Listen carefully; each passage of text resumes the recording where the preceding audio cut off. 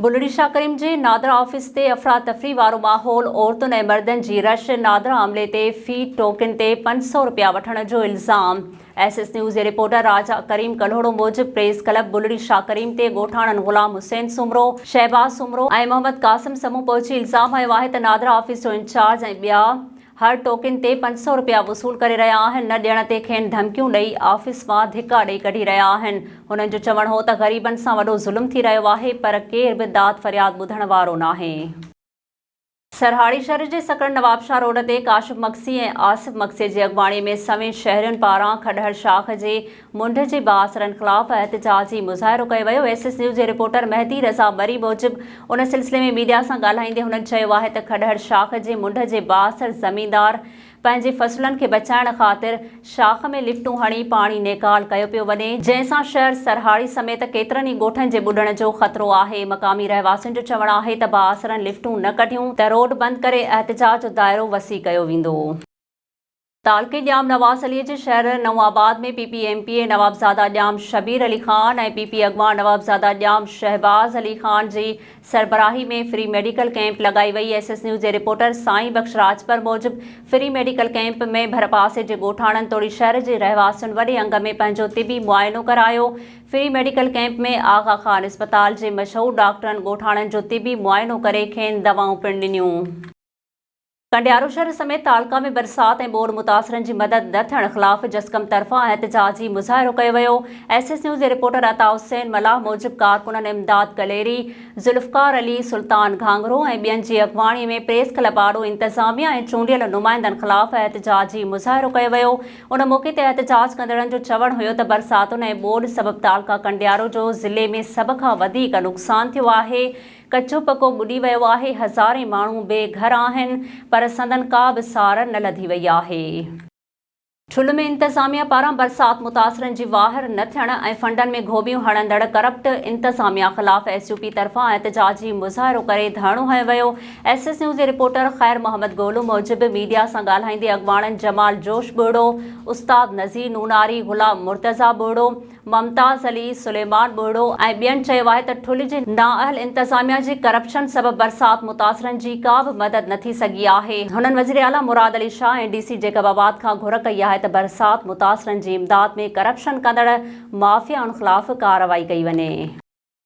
मटियारी में छंडण शाह ख़तरनाक सूरतहाल अख़्तियार करे वई ॻोठाणनि तरफ़ां आपाशी अमले ख़िलाफ़ एहतिजाज कयो वियो। SS न्यूज़ जे रिपोर्टर नवीद ख़ासकेली मूजिब ताज़नि बरसातुनि खां पोइ चाड़ खाईंदड़ मटियारी जी छंडण शाह ख़तरनाक सूरतहाल अख़्तियार करे वई आहे।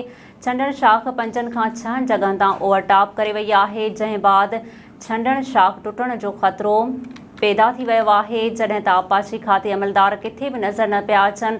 आपाशी अमले जी अहिड़ी नाअहलीअ ख़िलाफ़ छंडण शाख जे आसपास जे ॻोठाणनि एहतिजाज कंदे चयो आहे त छंडण शाख ख़तरनाक सूरतहाल अख़्तियार करे वई आहे। आपाशी अमले जी नाअहलीअ जे करे मटियारी शहर ॿुॾण जो ख़तरो पैदा थी वियो आहे।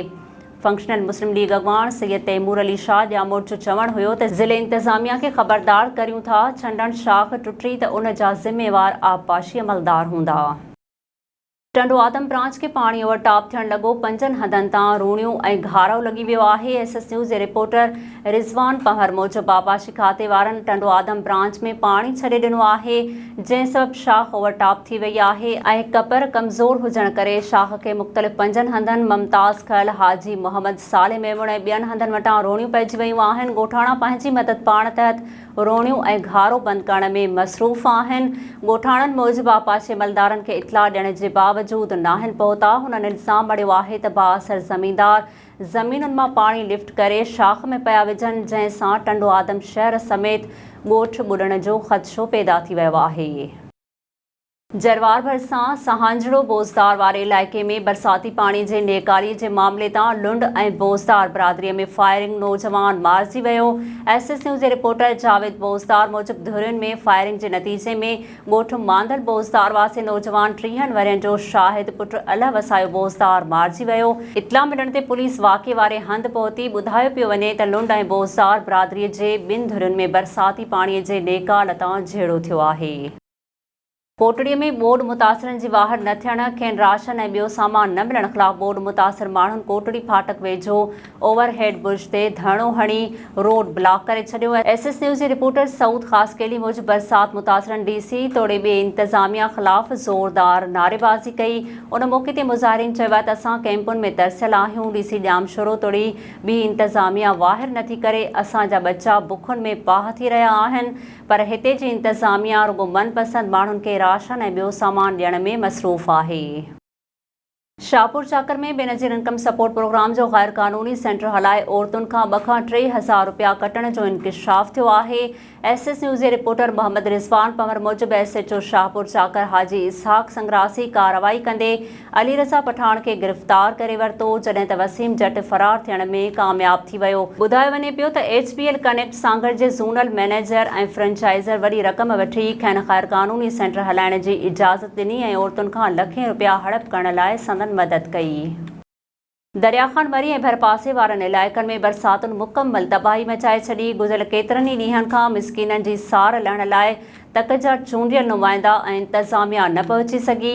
SS न्यूज़ जे रिपोर्टर कादिर बख्श लाशारी मूजिबि मुतासिरनि जी मदद करण लाइ अलमदीना इस्लामिक रिसर्च कराची जी तरफ़ां मुख़्तलिफ़ शाख़ुनि ऐं रस्तनि ते वेठल मुतासिरनि लाइ पकल खाधो, पाणीअ जूं बोतलूं, 50 राशन जा कट्टा ऐं 35 तरपाल विरहाया विया। मुतासिरनि अलमदीना इस्लामिक रिसर्च ऐं उन जी टीम जा थोरा मञिया।